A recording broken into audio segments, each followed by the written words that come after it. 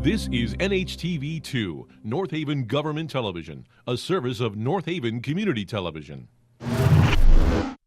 The following program is brought to you through the support of the Town of North Haven.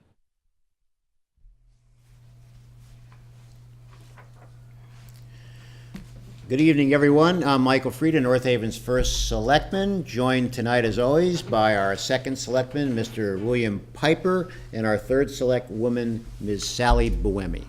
Welcome to our audience here. Welcome to those watching on live TV. And I'd like to also let everyone know that we're streaming live on Facebook this evening. So we wanted to let you know that. With that being said, I'd like to ask for us to stand for the Pledge of Allegiance.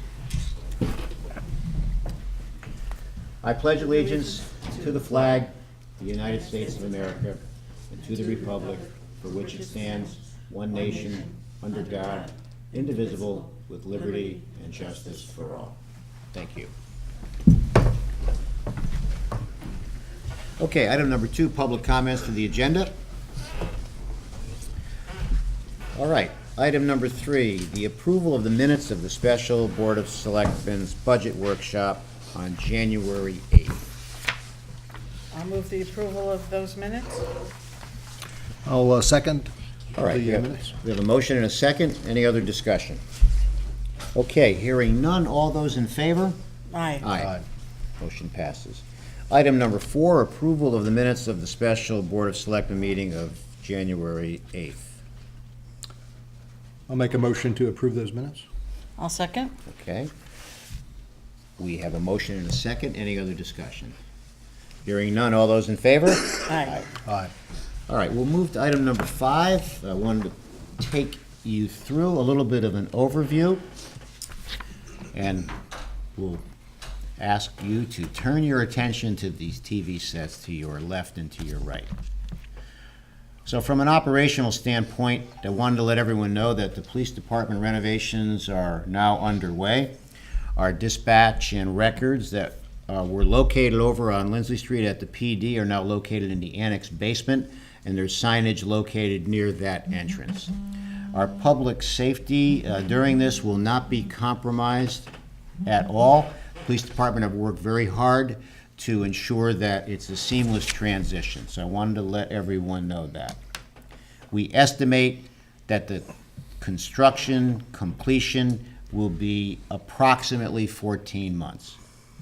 The budget for the police department on this renovation, including the $4 million for the upgrade in telecommunication systems, which will augment the efficiency of our fire department, our police department, and our school system, everything will be tied in.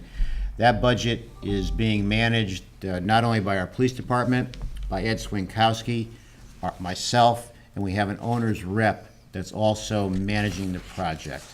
A similar type concept to what we saw here when we had our special board of selectmen meeting on the middle school. So these owners' reps, which were once called clerks of the works, they are experts in managing the line-by-line detail of any construction project. So I wanted to let everyone know that. From a financial standpoint, our budget process is underway. We don't have a preliminary state forecast at this point in time. We are probably going to estimate, if we do not get any direction in terms of what the state budget will look like, the same amount of dollars that we received this fiscal year, which are approximately $922,000 less than we had received last year. MRSA is separate. That $1,445,000 is in a separate account. We're told, I know I've said this before, Sally and Bill, we're told that this is the last year on MRSA. So we've got to watch that number very carefully. Conceivably, we could be putting together a budget, going to referendum in May, and not knowing what the state income is going to be. So it's going to be really a precarious challenge to try to estimate where we're going to end up on this. The workshops themselves began in January and will continue through February 21st. Continuing along on this topic, we'll be finalizing at the budget workshop scheduled for March 21st at 7:30. That is the Board of Finance meeting at which we will project an anticipated mill rate, which will then go to the Tuesday, April 3rd meeting, which will be a public discussion with input on the budget. And then there'll be another meeting, our annual town budget meeting on Monday, May 7th at the North Haven High School. These two public meetings will precede the referendum in May, and those are the dates. From an economic development standpoint, as you're looking at the respective television sets, I'm pleased to announce that the Amazon project is underway. The site has been mobilized. There is heavy construction equipment at the site. We've been working with Amazon's developer. The construction manager working with the developer is on site also, and this project is now underway. We anticipate this to be a 16-month project in terms of from the start of the construction to the completion. I'm being told by Amazon's developer that the site should be fully up and running in late May or early June of 2019. Amazon has assigned a new project manager to me personally to work with during this transition and during this construction process. I have put a request in, as Rich Lopresti's here this evening. He works with me closely on the Economic Development Commission. I have spoken to Amazon and given them two dates at our Economic Development Breakfast, April 10th, April 12th. And the project manager, his name is Broderick, he's going to try to see if he can make it, and he thinks that there's a good chance he can, and I think I'll know at the end of next week. And my goal there would be to have Amazon present to the business community throughout North Haven. This has created a great deal of positive stir here in town. Businesses are excited about this with Amazon coming in. Permits are starting to be pulled.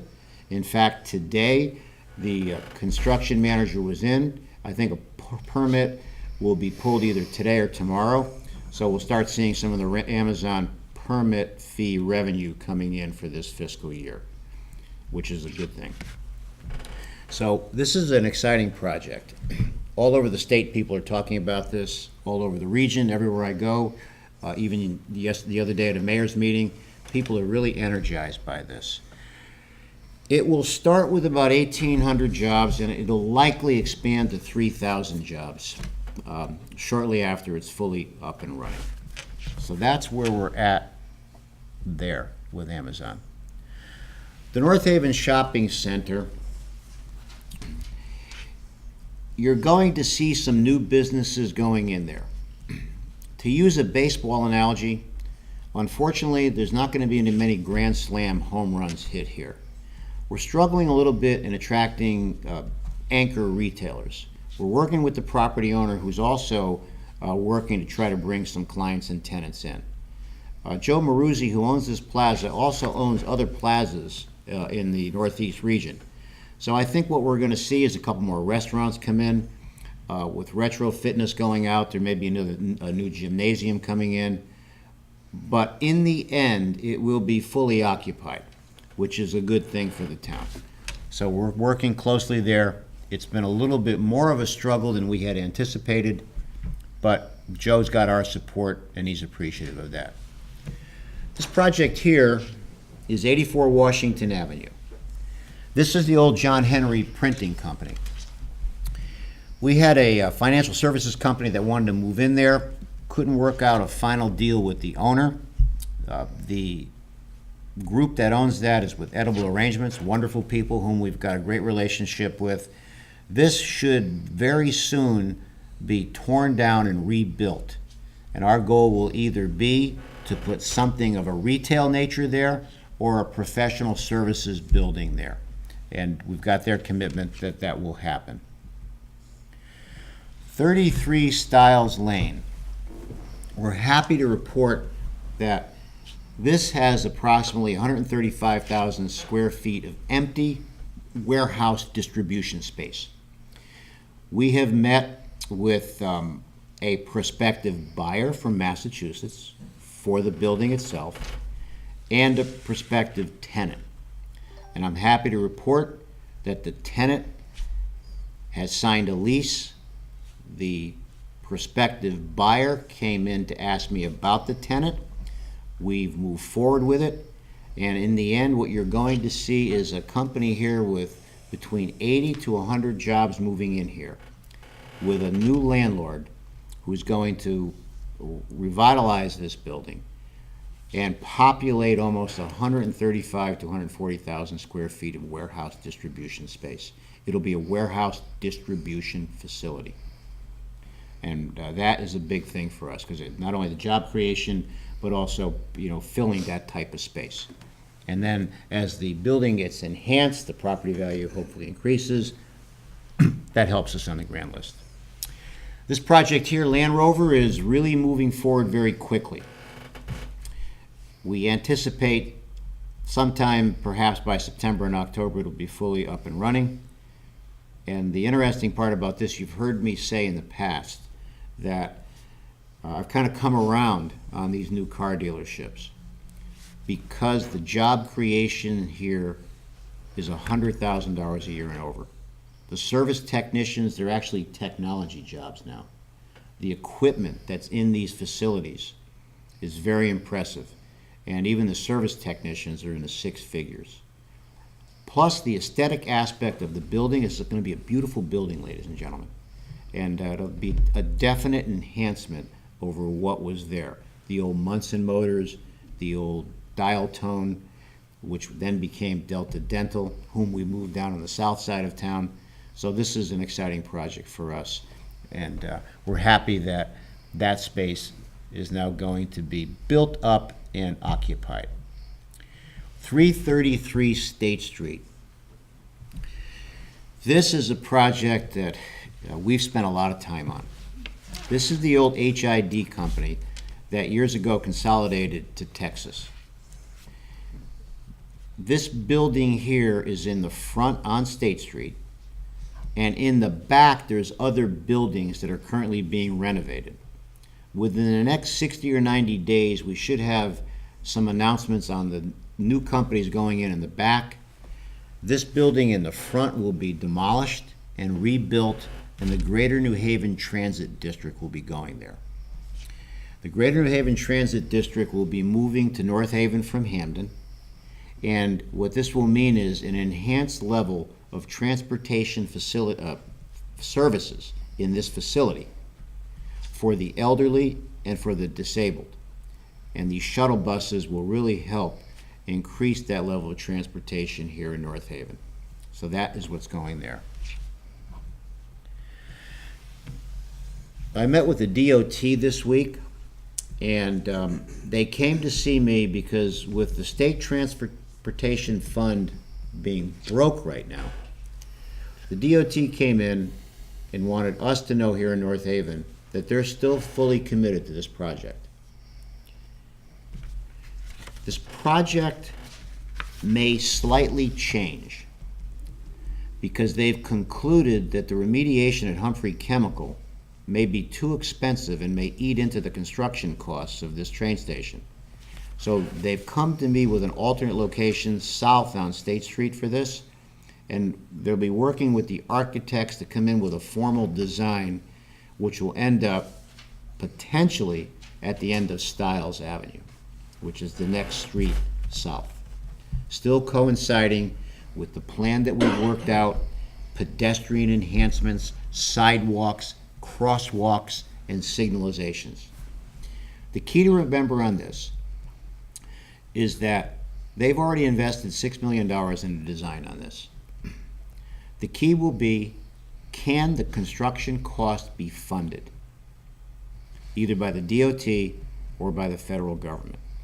But the DOT, and I was with them again yesterday, is fully committed to try to move this forward. So we'll see how this plays out. It's still work in progress right now. On the Stop and Shop Plaza, the bad news is Retro Fitness has gone out. We're working with their real estate entity and firm to try to find a new tenant there. And I've got some interesting news for everybody. The old Hibachi Grill, which went out in early 2015, I think it was. This is after we spent 3 years trying to get them here, based on feedback from North Haven residents who liked the Hibachi Grill. Under new ownership, a new franchise, there's going to be a new hibachi sushi type grill here. And that is going to populate that roughly 11 to 12,000 square feet, which is currently empty. That is happening as we speak. This is the old Taco Bell and Kentucky Fried Chicken. This was another project we spent a lot of time on because, quite frankly, I was tired of looking at a boarded building there. So we brought Stop and Shop in. We gave them a proposal on how to handle KFC and Taco Bell. They took our suggestion. They went back to KFC and Taco Bell. Taco Bell and KFC accepted their proposal. And this will be the site of a restaurant called Bagelicious. This is a business that currently is in Cheshire. This will be a new location. This will have a drive-through. It'll have Wi-Fi type access. They'll be serving sandwiches and bagels and coffee, pastries, and it's a very successful business model in a smaller location in Cheshire. I've met with the owners. They're very excited. Stop and Shop is excited, and that finally we have a solution for. From a noteworthy standpoint, our North Haven Substance Abuse Action Council we actually met yesterday. Our next pill return in conjunction with the DEA is scheduled for Saturday, April 28th at the fire headquarters. We've been conducting these take-backs twice a year since April of 2010. We've taken hundreds of thousands of prescription drug pills and units out of medicine cabinets in North Haven. That is significant because almost 53% of people who get hooked on heroin start from taking prescription drugs and pain medication. And when those medications run out, people who become hooked on those medications end up searching for another high, and they graduate towards heroin, which is a greater high at a cheaper cost. So one of our goals here was to try to work with the citizens and the DEA to create an event that allows people, no questions asked, to drop off prescription drugs that they're not using and that are currently in their medicine cabinets here in North Haven. Special thanks to Michelle Spader, who organized this dedication ceremony in conjunction with the building committee. But on Monday, the community came together to celebrate the completion of the middle school project. It was a dedication ceremony. So I'd like to thank all those involved, including the chairman, Gary Johns. But it was Michelle Spader, through her efforts to organize this. We appreciate it because it was a very good turnout. And I think over 3/4 of the middle school gymnasium was pretty much occupied. I know Tom and Mary, you were there also, and I hope you enjoyed the tour, the series of tours afterwards. Interestingly enough, for those of us who are historians, there was a 1960 time capsule that was excavated from the site. And so they laid out all of the artifacts from the 1960 time capsule. And I tell you, ladies and gentlemen, they looked like they were brand new. So there will be there has been a replanting of another time capsule. So to see the things from 1960 were very interesting. Where did they go? When When they took the things out of the time capsule, are they going to put it in the? They're still in the library right now. They may end up getting donated to the North Haven Historical Society. Also, I wanted to make mention, I mentioned to Sally earlier that, and Bill earlier, that the middle school workshop, the school system workshop, the Board of Ed workshop, scheduled for this Saturday has been postponed. And for those watching on TV and Facebook, we will reschedule it. It'll be sometime in February. It may be after the next Board of Finance meeting on February 21st, or it could be on another Saturday. There's a little bit more work that needs to be done in presenting the budget, so there's no workshop sessions this Saturday. No, there were other departments, I think, before the Board of Ed, or those, IT. So is that gonna, that'll be, they'll wait until They're gonna the new wait, Board of right. Ed, okay, so, because on the IT side, Sally, that may only Yeah. be a 5 or 10 minute presentation. that so- makes sense, okay. So that'll be tagged along with the So other. it's good for people to know, because some people have the chart of all the workshops. Right. That, not just the Board of Ed, but any other ones, that date, so the whole date is, That's right. You think, you're just looking at, I think it's just as IT and Board of Ed. okay. So now I'll turn it over to Sally Boemi for item number 6. Right, I just had a couple of Yep. questions on your overview, if I could. Sure. You know, about the train station, I was going to ask you about it because I saw a recent article, it might have been 1 or 2 weeks ago, about a couple of other train stations in the area, in the state, that are being bagged, basically, because of, so I wondered if that was going to affect the North Haven one. Now, you say they're still committed to the North Haven train station, but that because of remediation, there could be a reduction in the site. Is there any chance for any brownfield grants? That's the first thing I think of. Yeah. Do you know what I mean? It's a good question. The answer is no right now. Okay, So the location could potentially be the next block down on Stiles. Okay. Is where they're thinking. So they're still committed to it, so an alternate location. And it's a little complicated because I have to meet with Pfizer on this too, who owns the site back there. But I was encouraged that yeah, I mean. they still want to do it. You said in your presentation that the state transportation fund is broke, but they're still committed. It's nice for them to say that. You wonder what they're committed, you know, the level of that commitment. I hope it's, Well, here's what what I you think. say, but- Here's what I think, Sally. Yeah. The reason, I know they're committed, they put a lot of time in with us here, down through the years on this. But then there was a press release that came out yesterday from the state talking about how they're going to refund the transportation fund. And there were a couple of things on there that are gonna be very controversial. the tolls. No, not, the tolls would be one. The 7 cent tax per gallon on gasoline phased in over a 3-year period. And we saw at our mayor's meeting the other day, the press release that talked about a fee on tires.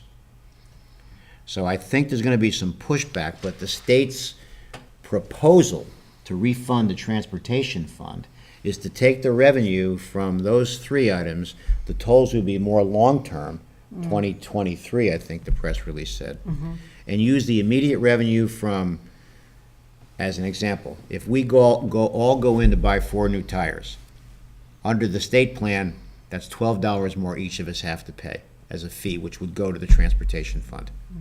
And then the phase in on the 7 cents a gallon on the Yeah. gas tax. Yeah. I think that's what they're thinking could be a way to fund the rest of these train stations. Right. And other projects too, by the way. Okay. Well, it's good to know that the North Haven train station hasn't been put on the back burner like Right. a couple of others were announced. I can't remember what towns, was it, not Wallingford? No, not One Wallingford. wasn't so far away. Yeah. Anyway, Orange? Orange. Yeah, Orange, Okay. that's the one. All right, thank you. And, you know, you mentioned 84 Washington Avenue, the old John Henry. I'm a little discouraged that it's going to be torn down. I know it's in bad shape, but it reminds me of, if you could picture where, you know, the Bellini's is in that plaza there. If you're facing it to the right, there used to be a house that was in horrible shape. And, you know, 20 or 30 years ago, they brought that house back to life and added on to it toward the back. And it's still a great office space, you know. And I was so happy then, because it was an old house, that they were able to renovate it and incorporate it into a bigger structure. So I'm glad that something's gonna be done with the property, but I have to say, you know, even though that building is in tough shape, I always thought it was a nice building, and it's kind of tough to see it go, but, So here's what I think on that. If it's gonna turn out to be a retail outlet, then it would have to be torn down. However, if it ends up being a professional offices building, we may have a way to talk to the property owner to see if the architectural design of the new building can somewhat replicate the historic design of the building that currently exists. But I don't know that as a fact right now. You know, we'd have to see if they're willing to do that. yeah, yeah. No, I understand it's in tough shape, and many people would consider it an eyesore, but a lot of eyesores can be turned into something nice. And finally, you know, on your discussion at the beginning of your overview about the state money, you know, you and I disagree a little bit on how to present this to the folks. I do understand the 922,000 less to the general fund, but we are getting the 1.4 in MRSA, which I do understand goes to a separate account, but we budgeted nothing for that this year, right? And, but here, let me just do my follow-up. We budgeted nothing because we were told last year we wouldn't get any. Right. And now you said that we're being told that this is the last year for MRSA. You wonder, you know, last year was Yeah. supposed to be the last year, but we're getting the entire 1.4. And some of MRSA money, which even though it goes into a separate account, is used for streets and roads and for stuff like storms and whatnot. So every year that we've gotten MRSA, a good chunk of money, anywhere from $500,000 to $700,000, has been applied to streets and roads for those categories. And that does have a direct impact on the general fund, because you're not using money that was in the expenditure budget for those things. So, you know, in my mind, yes, we're getting 922,000 less than we budgeted for, but with the 1.4, even in a restricted account, which is the MRSA, I still see it as 500,000 more than we budgeted for, and I just wanted to say that. I Okay. understand your position. So what our goal is on this MRSA account, which is in a separate account, is to take, because it's all public works related, we cannot spend it on anything else, is to take some of the capital requests that the Public Works Department presented to us and use that out of the MRSA account, which is kind of what it's intended for. We may or may not have to request a waiver. We have in the past, and they've allowed us to do it. And there also are some certain line items out of the existing budget that we can pull out on streets and roads to apply to MRSA. But I always, and Bill was on the Board of Finance with me for years, we always budget conservatively, because it's always better to budget conservatively and maybe get more money than it is to do what other cities and towns are currently faced with right now. Some of my closest mayoral friends overestimated the state budget, and now the money's not gonna come in. And now they're forced with grappling with supplementary tax increases, those bills. So we're always on the conservative side on the budget. I hope we do get MRSA. To Sally's point, we were told that, you know, a couple of years in a row, but we're hearing that that's it on this, so we're not budgeting for it. All right, but 2 years in a row, we were told nothing, and both of the 16, 17, and this current year, 17, 18, we are getting the full 1.4. And you know, we talked about using MRSA for capital items at the last Right. Board of Finance meeting, so I'm glad to hear that, because the initial, and I stress the word initial, proposed budget has some substantial numbers for capital. And it seems to me that with some appropriate use, conservative use, Yep. if you will, of MRSA money, we could take some of the heat off the budget, if you will, Yeah, in that that's regard. exactly right. Yeah, okay. And I just wanted to ask you one more thing. I guess you didn't bring it up in your overview, but it's generally related to economic development, well, whatever. I'm just going to ask you, did you have a chance yet to meet the new president of Quinnipiac? I'm having lunch with them next week. actually, Okay. So, yes. And are you confident that our voluntary payment will continue with the change in Well, presidency? I'm confident that this year we will be receiving a check, I mean, we can't predict what's gonna happen in the future, but this year, yes, I'm confident we will get a check Okay, this fiscal year. okay, right. Well, the current president's term ends at the end of this fiscal Right. year, and so we have a new president coming in. I think it was maybe 3 years ago, the first check came, the first voluntary payment, if I remember correctly, was presented at an Economic Development That's right. Commission breakfast, and it was in the fall breakfast. Mm-hmm. And you and I had somewhat of a disagreement about whether a written memorandum of understanding should have been signed. I certainly didn't like the one that they had with Hamden because it had strings attached, but I always thought that some sort of written memorandum of understanding would have been appropriate. And you said at the time that you were confident with your relationship with the president that a handshake was good enough, and now that hand is leaving, so I hope we still You can see, get that. yeah, we'll see how it plays out. Be nice at but- the lunch. Yeah, no, we are very hopeful and optimistic, but I'm certain there'll be a check this fiscal year, so. Well, I can't think of any reason why Quinnipiac would not want to maintain a good rapport with Agreed. our town. Right. I agree. Thank you. And that's all that I Yep. had. I appreciate that. And then you had told me to go to my item Yes. numbers. I'll do it as quickly as I can. The first one was Clintonville Railroad Track. This is something that some citizens had contacted me about sometime between Thanksgiving and well, it must have been in December because I didn't put it on the December. Must have been a little bit before Christmas. Some citizens contacted me with some questions.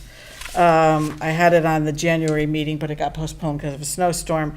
This is I call it in the agenda, the Clintonville Railroad Track. This is the one that crosses Layden or Spring Road near Rourke Road, and then it crosses Mill Road, and it crosses Clintonville Road, and I guess it heads northeast and ends in Middletown.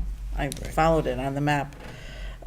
So anyway, some folks from Fieldstone Court, those condos right before the railroad track, came to me because all of a sudden this railroad, and by the way, I live about 100 yards from the railroad, right before, I live right off of Pequot, and the poor folks on the east side of Pequot have that railroad track right in their backyards. Yeah. So does so did the folks on the east side of Fieldstone condos. Right. I mean, I think they could put their hand out their kitchen window and shake hands with the conductor. So it was those folks in the condo that contacted me, but I guess I'm bringing this up as one of your constituents as well, because it rattles my house when it goes by. All of a sudden, it started going by like at 3 or 4 in the morning. And, I just wanted, I promised those folks I would bring it up. Coincidentally, it hasn't been going by at 3 or 4 in the morning the last month or so. Yes. And I don't know if that's because of the winter or what. And so these folks wanted me to ask you if there's Yes. anything we could do about stopping that railroad, which goes through lots of residential areas, including Sentinel Hill. If there's anything we could do about that. So we also receive phone calls on this, and, I understand, Sally, you and I appreciate and respect the fact that Sally's being asked to bring it up at a Board of Selectmen meeting. But I want to tell the residents who are watching, you can certainly do that, but it's just as easy to call us. We'll get you an answer a little bit sooner than waiting for the month to have it put on the agenda. This was a difficult thing for us, because we did call the railroad, and they became very indignant. It was the Worcester Railroad, right, Val? It's Providence and Worcester, but it was acquired by Genesee and Right. Wyoming. Their first reaction to us was, why are you calling us? We can do whatever we want to do. However, we handled it well. We didn't get indignant back. Valerie was involved with it. And they explained to us it was track maintenance that they were doing and some other things were going on. They would not give us a time frame as to when it would stop, but we've talked to residents along the line, and it has stopped, to support what Sally's point just was. And Val, you can feel free to add more if you like. They did tell me that it was a temporary situation and that they were doing major track bed renovations and rehabilitation, and they had to run the trains during the night because they needed to do those repairs during the day. It wasn't feasible to do the repairs at night. But they would not give us a time frame as to how long it would take. But I did make some calls, in fact, just this week, and followed up, and many calls, circuitous all around, because there's a lot of different people that are responsible here, and they kind of passed the buck. But they told me that they thought it was pretty much completed. So, and then I did check with a few of the residents that had called me earlier, and they also told me that they have not heard it coming through at those 10 and 3 hours and midnight anymore. So we think the situation's been resolved, but we're not Yeah. totally positive, because they did explain to me that federal law does regulate the railroad, and they are free to run those trains any time they want. And of course, they have to blow the horns, because that's They're crossing, yeah. statutorily regulated to blow those horns during the crossings. So it's, So we think it's solved, but. We think. And we're not gonna sit here and take the credit for solving it. We made the calls, we spent a lot of time on this, but it seems to have resolved itself. yeah, I think they may be completed. They may but- be done, yeah. Right. It started around August or September. And I'll tell you, when you're sound asleep at 3 or 4 in the morning and you hear that whistle and your house starts rattling away, it's a long, slow train. Right. But to your original point as to why people, I was contacted primarily by the condo leadership, condo association leadership, and they came to me because they said they hadn't heard back from your office. So perhaps that was because you hadn't heard yet, so. Yeah, there was a delay on that, that's true. Okay. So, Yeah, but I did let's speak be with fair. someone from the condo, but it wasn't the president, but it was someone who lives there. I have it in my notes. And We had to did- track this down because they weren't inclined to get back to us right away. No, they kind of passed the buck They were passing the buck, Yeah. right. quite a So- bit. But even if they didn't contact me, I might have brought it up because. Yeah, because you're I right live there. about 100 yards from the track. Okay. Understandable. But anyway, that's okay. My second item, I put on the agenda because we, all three of us, I believe, got an interesting letter from a Mr. Bill Monty, a member of the Woodbury Board of Finance. And he was writing to towns like ours. This is about the education cost sharing, or ECS, that you hear a lot about during the budget process. And I just, he wrote this email to us because this lawsuit that has been pending for 13 years about ECS finally was resolved. But let me just say very quickly, I was on the Board of Finance in '85, and you both have served and are currently serving. This was a big frustration back then, and that's 33 years ago. That North Haven seemed to get an unfair shake of the education cost sharing grants. The state divvies up currently about $2 billion of money to the 169 municipalities. And North Haven, for whatever reason, never seemed to have gotten its fair shake. As a matter of fact, you've said on a few occasions that a town like North Haven is somewhat punished because of our strong financial standing. And I think that you're absolutely right to make that point.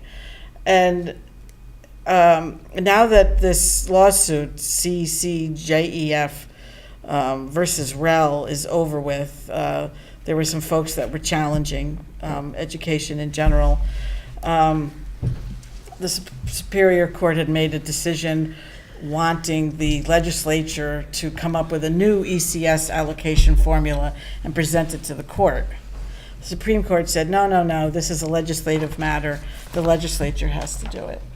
So it took them 13 years to decide that the legislature needs to fix the ECS formula. I could have told you that in 1985 when I was 28 years old or whatever, if I was so happy and idealistic back then. In fact, when I ran for the state rep in '86, this was a big issue. And I was going to go to Hartford and change the formula and get North Haven the money You it ran for deserved. state rep? I didn't know that. I did.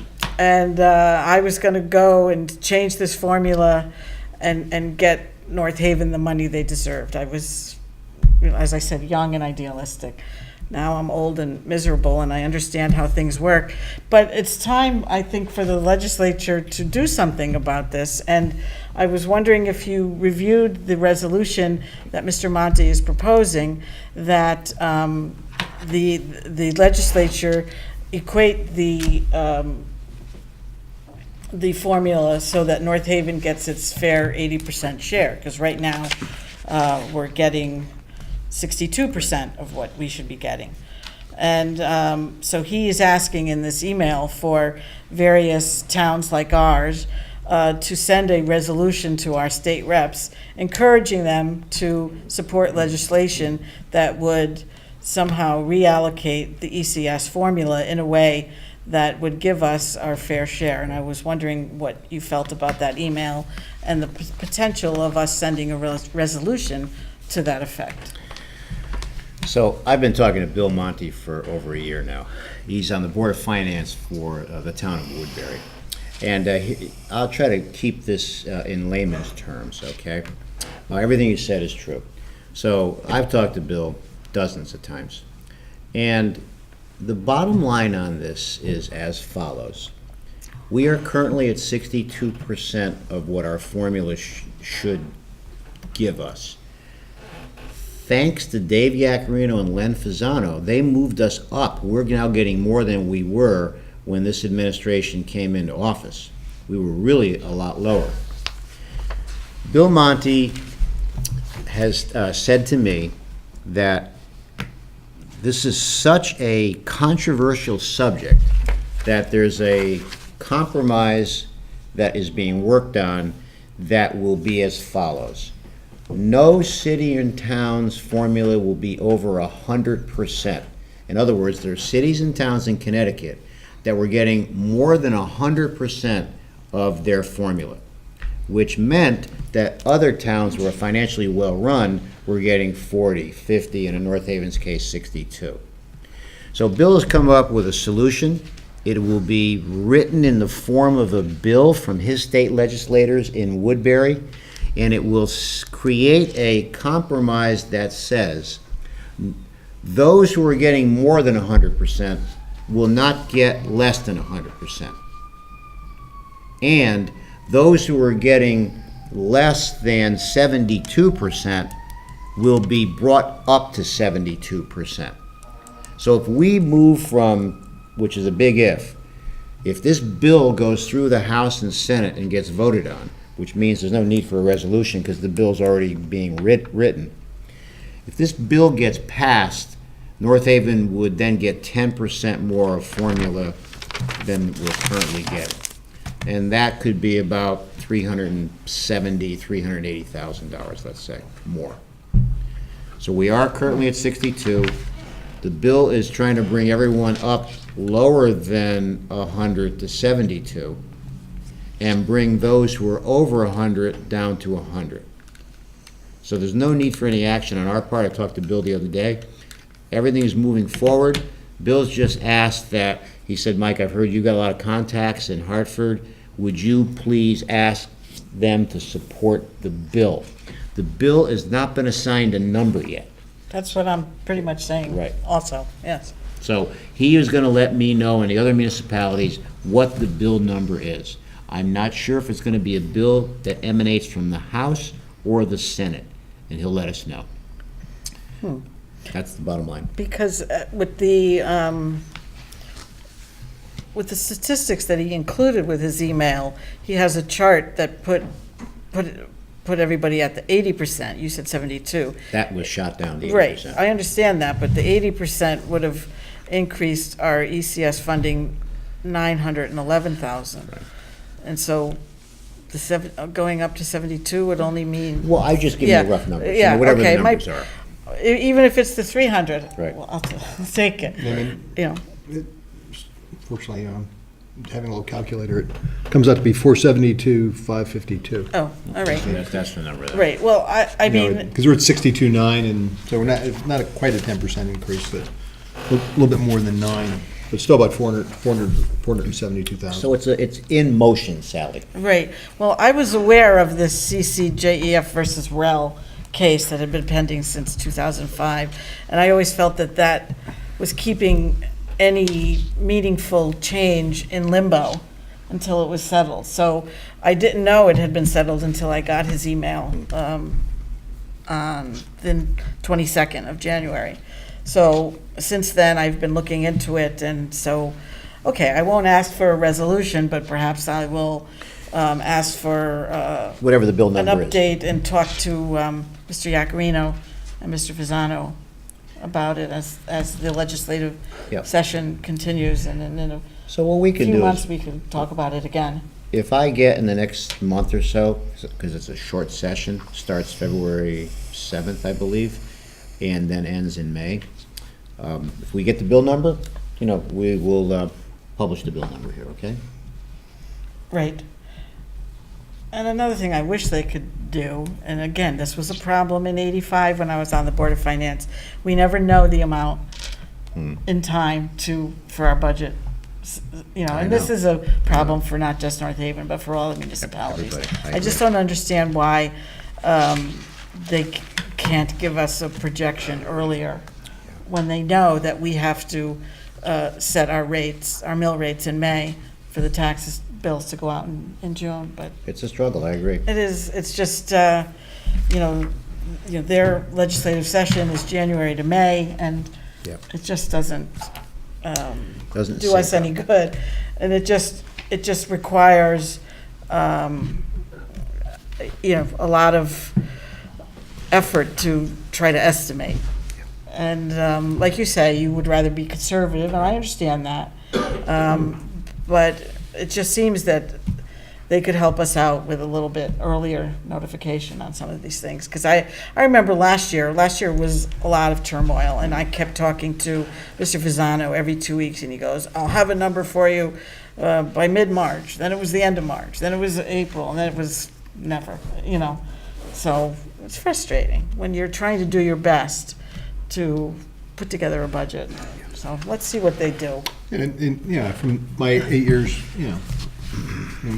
which coincided with Mike also, being our first selectman and being on the, both of us being on the Board of Finance, and I think, you've come to many of those meetings, and it happens every year where we're, guesstimating that, even though it's only 5.5% of our budget, this year, it's still something that puts a lot of uncertainty in terms of, what we're doing, so.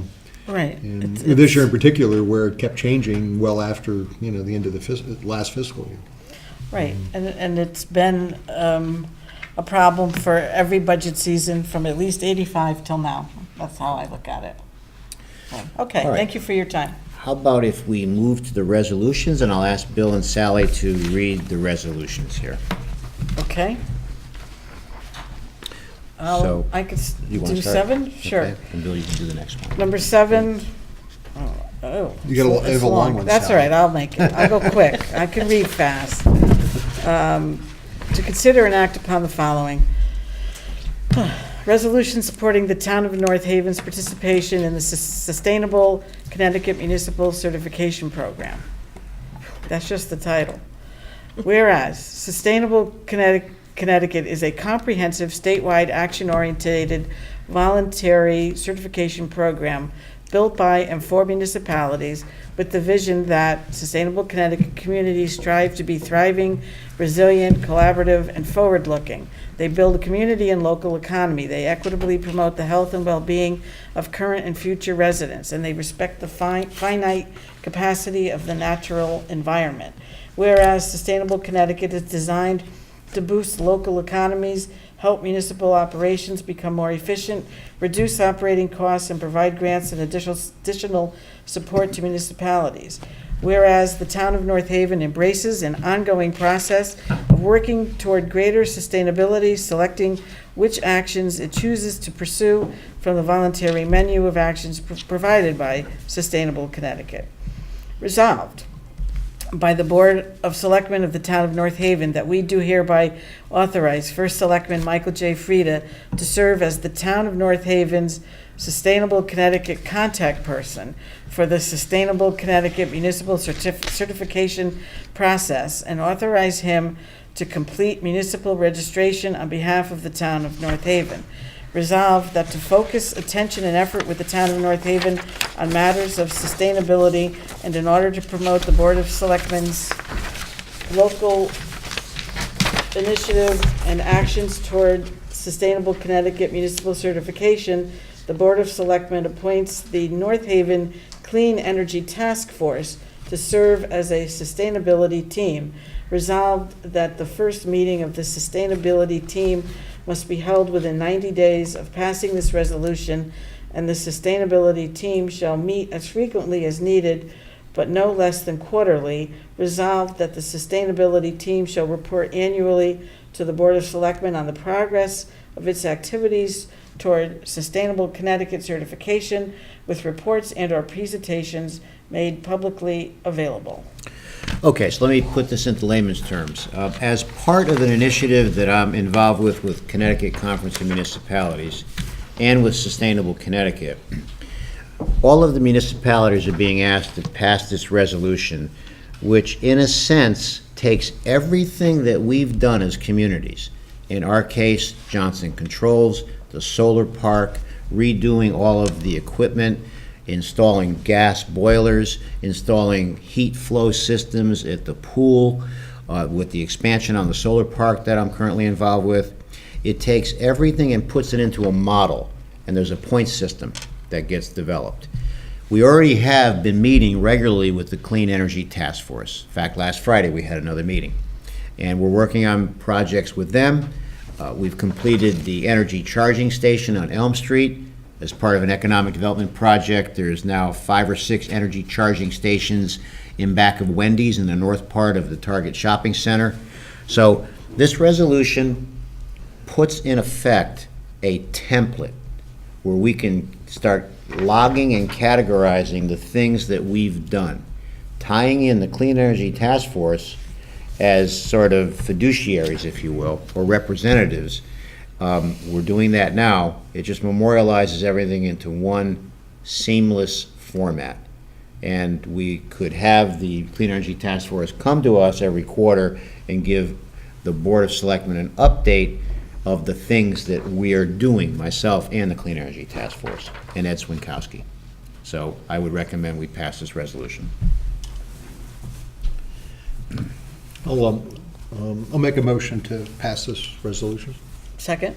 Okay, motion second. Any other discussion? Hearing none, we'll call for the vote. All those in favor? Aye. Aye. Motion passes aye. Thank you. All right, William. The next resolution is to consider and act upon the following resolution. Resolve that the Town of North Haven authorizes the removal of dispatch console furniture purchased for approximately $30,000 in 2014 and used in the Police Department Communications Center. Due to the renovations of the Police Department, this furniture will no longer be usable in the newly renovated building because of design and space issues. These items are limited to use in 911 call centers and not sought after on the open market.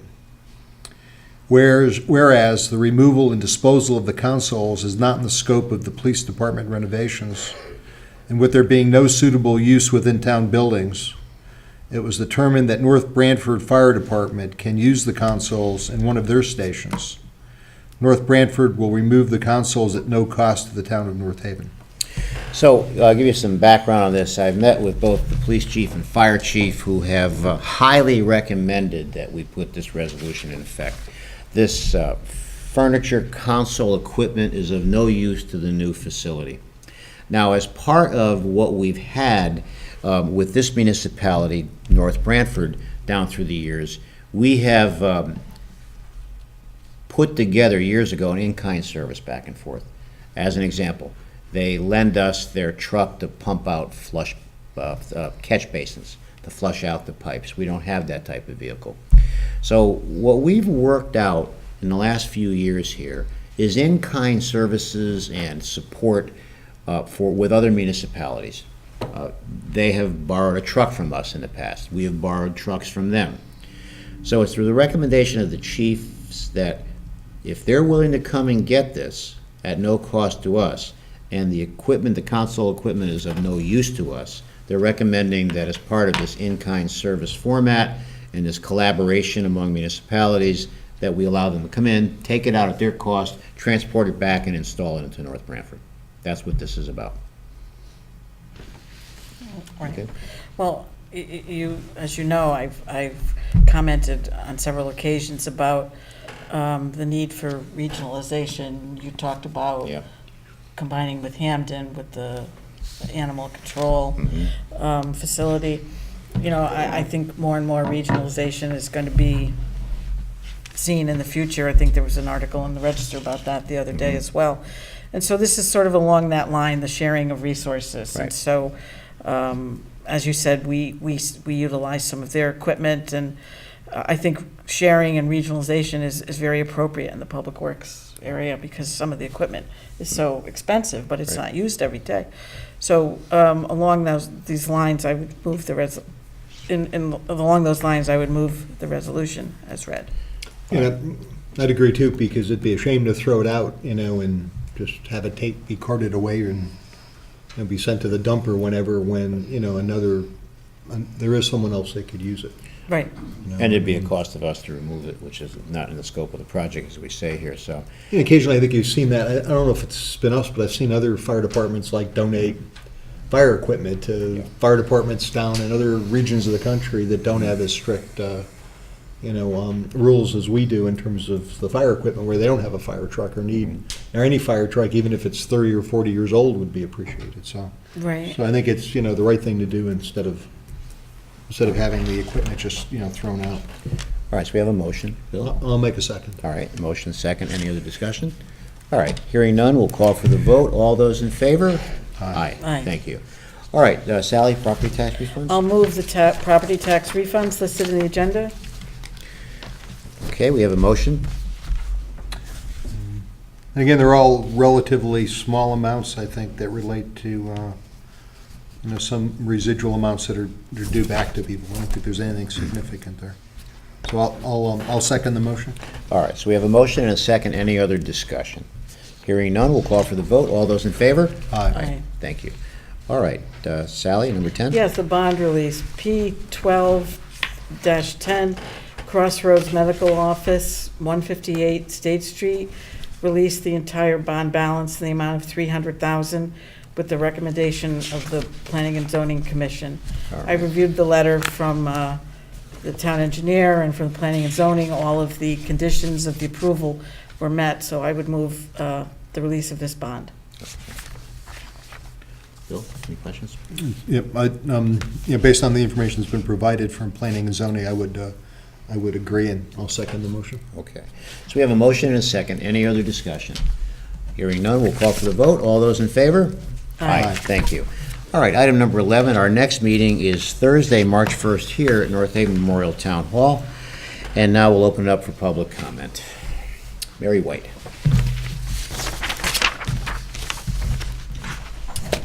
Mary White, Summer Lane. Tom and I did attend the middle school open house, and it was lovely. The speaking program was very nice, and we went on a guided tour. We were the Navy group, and our tour guides were two very nice young ladies, Ellen and Kelsey. They were very informative and answered all my questions for sure. We saw everything: the auditorium, classroom wings, library, gym, nurse's office, main office, locker rooms, and the cafeteria. The building's definitely state-of-the-art, and we should be very proud, and a big thank you to everyone who was involved. Mary, to that point, I'd like to thank the Board of Education also, who was there in full force, and we appreciate their support for that event. They were a huge part of that project, working with the building committee, so we thank them also. Yes. And I had a question regarding the Amazon project. You said it was moving forward. Are they still going to be going before planning and zoning again, because they had said something about maybe redesigning due to maybe their purchase of the Whole Foods company. So we worked it out with them, Mary, where there was no redesign. The original plans were reverted back to. And because those approvals were already given last year, that essentially has saved us about 4 or 5 months on this.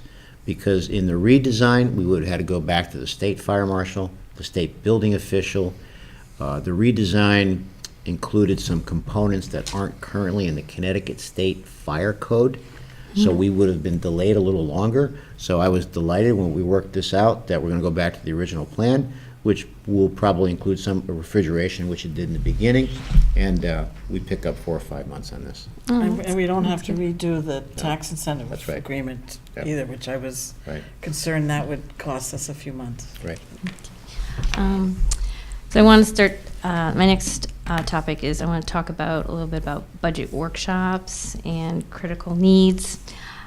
So often during budget workshops, we hear the phrase needs versus wants. We are now in a time where I feel we should adjust our thinking to critical needs versus wants. Some definitions of the word critical: having the potential to become disastrous, grave, serious, dangerous, perilous, risky, dire, uncertain, at a point of crisis, life and death. It is the last one, life and death, that must be applied when by the Board of Finance, as they go through the daunting task of balancing all the requests during the budget season. So I'm asking, once again, for the residents to support the fire chief's budget. As I've stated several times in the past, we do have a public health and safety hazard with only 1 paramedic on per shift. I saw most of the 3-hour fire department budget workshop. The fire chief is requesting 8 firefighter paramedics. This will equal 10 per shift, 4 shifts, and there will be a second fireman paramedic and a fireman EMT on every shift. They will be on the rescue. You all know by now there are only 8 firemen on per shift, and that includes the 1 paramedic per shift. The first call for service, the paramedic goes out. If you call 911 due to a heart attack or an overdose, and you are the second or third call, you are out of luck. AMR will eventually show up with 2 EMTs. EMTs, as been stated before, cannot break the skin and perform advanced life support, such as providing anti-clotting medicine through an IV. These 8 firefighters represent a critical need: life and death. People have died and will continue to die because they are the second or third call for emergency medical service, and they need advanced life support from a paramedic, and they are not getting it. The call volume exceeds the number of staff and apparatus, and calls are going unanswered. We now know there are more calls, 60%, for EMS ALS than any other kind of calls. There are simultaneous calls for service. Seniors make up 50% of the population. People have an expectation when they call 911 that the North Haven Fire Department will respond quickly and with a paramedic. There have been 3 engines out of headquarters servicing the town since 1974. We know the majority of calls are for EMS. The fire chief has requested 2 engines, a lease to own. I wish the Board of Finance did not deny the fire chief's request for 2 engines in 2014. By now, you all know about House Bill 7047, which was passed October 1st, 2017, which requires, among other things, that no fire apparatus be on the road once it reaches 25 years of age. I have a question, if you know. Can the 2 engines the chief is requesting become part of the capital plan where we would bond, because it's leased to own, so we would bond whatever payments that we could afford for a shorter period of time. Does anybody know that? No, the answer is no. Oh, we See, can't. it's better for us to, on these two vehicles, Mary, to book the lease cost, which is roughly $250,000 a year, because the two units that are in question, over a 4-year period, it would, by booking $250,000 to $300,000 on that line item in the capital, not bonding for it, we would be able to lease it and buy it after 4 or 5 years. You never want to bond for 17 or 18 years on an asset that depreciates very quickly. It doesn't really make much sense. But by booking a lease payment and doing it over the 4 or 5 year period, whatever we decide, that times it with the time that we're eligible to buy it. Then we bring it back to us. So that's the plan right now. So if you, and you'll see it in the budget, in this workshop, it's in there right now for, I think, $250,000 for the first year, which, Mary, by the way, is what we did on the ladder truck. We're doing the same thing on the ladder truck. Okay, all right. Let's see. Okay, so the fire chief stated their contract is in negotiations. Isn't now the time for the town to offer a retirement package buyout to the veteran firefighters who have the max of the 30 days vacation? Well, I talked to the chief on this, and we met actually with the fire pension board today, who brought that same question up. And we have to contend with the benefit of that short term with the cost of it long term, because by doing it, there's a pension enhancement that may not be in the best interest of the taxpayers of North Haven. And that's what we're looking at right now. Okay, because I did see the part of the fire department's workshop where this topic came up. Right. And it was thought that if this buyout took place and maybe 4 or so employees took it, that $100,000 could be saved as far as from that, replacement Right. budget item, not Right. overtime, but the replacement staff line item. That's accurate, yes, that is true. Okay, so are But- you saying that the pension impact would potentially supersede? Yes, that's Okay. what Ed and I are looking at right now. And when I say pension enhancement, I mean the enhancement of our annual required contribution on that line, what we call the ARC payment.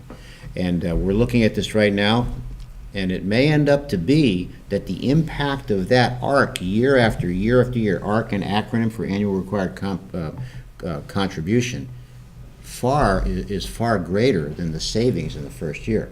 We've got to be very cognizant of We got to that. think about the big picture. That's right. Yeah, okay, I agree. But, I think also based on your earlier comment too, in terms of how important the fire department is, it's, as you said, it's not a large department, it's always hard to say that you've given up too much expertise, by asking people to leave early. So I think that's obviously a decision that's made by the fire commission and the police chief, and the fire chief, but, you don't want people to go when they're still, Major capable of contributors, doing it, sure, yeah. yeah. And we actually need them, and then, you've got a period where you've got to, bring new people in and train them, and, and you've lost a lot of, you've potentially lost expertise. That's true. I What- have a question about one of your opening comments, if I may. You said that there's one paramedic per shift. Right now. And I heard that at I watched the workshop as well. And it's my understanding that there's 4 shifts, A, Yes. B, C, D. And at the last Board of Finance meeting, there was a mention of 11 paramedics in the department. And if you go to the town website and click on the North Haven Fire Department, it says that there's 11 paramedics. If there's 4 shifts and there's 11 paramedics, why is there just 1 paramedic per shift? The chief would have to Yeah, answer that. the chief would yeah. have to answer Right. that, I mean, It's- we run eight-man shifts, and, Paul Right. would have to answer that. Well, yeah. I have a lot of questions Okay, at yeah, the I public hearing, and that's, you just mentioned it at the beginning of your presentation, and I didn't want to forget. But it's a little baffling to me. Go ahead, sorry. Also, during this negotiations of the fire department's contract, would now be the time to, I don't know, approve or recommend or whatever, the position of captain, because the topic of volunteers, how do we get more volunteers? We want more volunteers. That came up. And so we need to try and come up with incentives that would make firefighters want to volunteer. And so they talked about the training academy, which is going to be built in the fall by a school. And the chief talked about gym memberships. And then he also talked about how there's just lieutenants, and then it's the deputies, and then the chief. So he said that the captain position would just, make such a difference. It's past lieutenant, but under deputy, and that is just room for advancement is very attractive. Do you know if that's being discussed? Mary, I have to be careful what I say on Oh, collective okay. bargaining. So, No, I don't want you to but I can say anything confidential. But I can tell you that the collective bargaining process It's ongoing. It's actually kind of just begun. Oh, it's just begun. Right. Okay. So I can't divulge some Oh, of of the course. discussions, but it's just begun. Okay, yeah. So further, I think it is imperative for all residents to understand that we live in different times from when there were 130 volunteer firefighters. We now have 37 qualified. Nowadays, volunteer firefighters work during the day, and the volunteer firehouses are not staffed, and some people thought that they were. So 911 calls for emergency medical service and advanced life support are going unanswered. And this is unacceptable, and this represents a critical public health and safety hazard. On a personal note, I have mentioned in the past that my father died from a massive heart attack. He didn't receive the treatment from a paramedic. Was in another town. So of course, when you have a relative in your family that dies from a massive heart attack, you always think, oh, could that happen to me? So it's an understandable fear. But what I think that I shouldn't have to be scared about is that if I were to have a heart attack and call 911, that I could be the second or third call for service and be out of luck. I mean, it could happen to anybody, any age. You could have a child with a drug overdose and you want a paramedic to come, and if you're the second or third call, it's not going to happen for you. So I just wanted to conclude to ask the people to once again to please support the fire chief's budget. And I'd like to ask the Board of Finance to analyze the requests from the different departments on this method. Critical needs, which are life and death needs versus wants, and to fund and budget for the critical needs, which represent life and death first. Okay. Thank you. Thank you, Mary. Thank you. Any other comment? Thomas, how are you? Tom White. I did have one other thing to add that I think may have been considered, but I think it's important to consider it if not. The fire chief mentioned that he thought maybe North Haven wouldn't be competitive in the market of luring paramedic firefighters to the town. I kind of disagree with that somewhat, because I will tell you that having worked in a big city, Yes. I've worked in New Haven for 30 years, I will tell you that when you compare the big city police department's call volume to a smaller municipality, it's quite a lot more than you would have here. And the same goes with fire service. So if North Haven Fire was open to taking in lateral transfers, as the police chief was, you may find that there are quite a few candidates that would end up applying that have served 20 or so years in another municipality that's much larger, and wouldn't have any regard really or pay particular attention to the benefits that are offered because they would be retiring from another municipality, and you could actually have the benefit of having a trained firefighter that would enter and not require you to pay the cost of training and would just take field training and be able to hit the ground running. So you wouldn't lose that time. You'd get the benefit of having someone almost immediately to join the ranks. And that's also another thing to consider when you're looking at doing a buyout for your veterans. So if you have somebody, I think personally that North Haven Fire should look to have most, if not all, of their applicants cross-trained in both, because of future growth and the call volume that you'd have. So that's just my view. Yeah, thanks for that insight, Tom. I know you've got a great deal of experience in public safety, so I appreciate that perspective. Thank you. Right, I just want to say on this whole issue, since Mr. and Mrs. White both brought up the fire department, I've been compiling quite a bit of research on the issue, primarily researching other similar towns to North Haven, and by similar I mean in population, and although that's probably not the only criteria, but I would urge you, Mary, to do the same. It's quite interesting, and I'll be presenting a lot of those statistics at future Board of Finance meetings and at the April 3rd public hearing.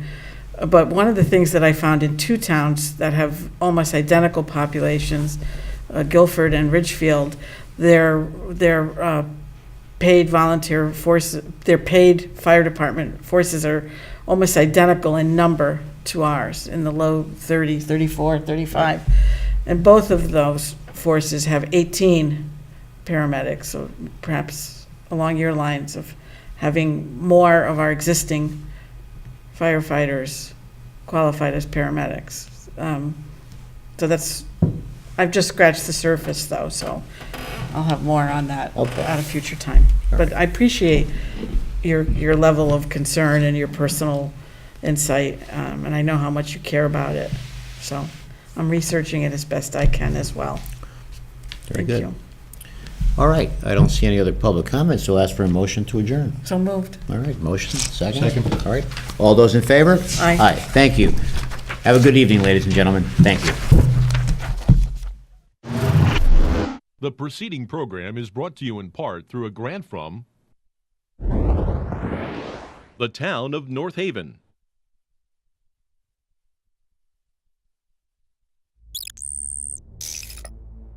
Watch town meetings or other videos on demand at nhtv.com.